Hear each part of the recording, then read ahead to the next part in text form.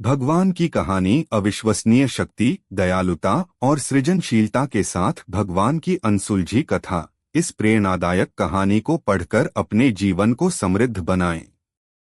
प्राचीन काल में एक समय की बात है जब धरती पर अंधकार छाया हुआ था। सभी प्राणियों को अपने अंदर उजाला और आनंद की खोज थी। उन्हें एक सार्थक जीवन की तलाश थी जो उन्हें नए उच्चतम स्तर पर ले जा सके। लेकिन इस सार्थकता को प्राप्त करने के लिए उन्हें किसी प्रकार के जादू और शक्तियों की आवश्यकता थी। इसलिए सभी प्राणियों ने भगवान की खोज शुरू कर दी। परंतु भगवान को प्राप्त करना एक आसान काम नहीं था। सभी ने विभिन्न विधियों का प्रयास किया, परंतु अनुकरणीय भगवान को पाना एक मुश्किल चुनौती सा साबित हुआ। एक दिन एक छोटे से गांव में एक गरीब लड़के को अपने दोस्त ने भगवान की प्राप्ति के बारे में सुना। वह लड़का भी भगवान की खोज करने का मन बनाया।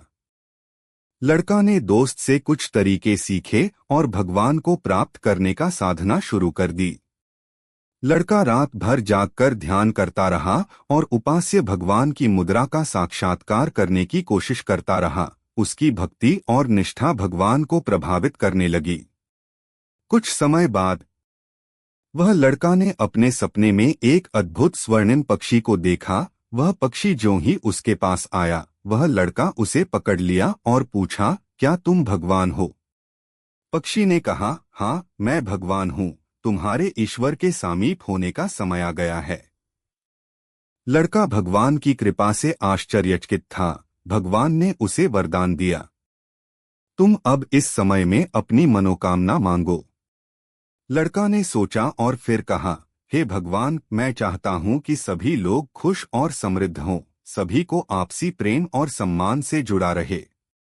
भगवान उसकी यह मनोकामना पूरी करने के लिए आशीर्वाद देने के लिए हंसते हुए बोले, तथास्तु, तुम्हारी इच्छा पूरी होती है।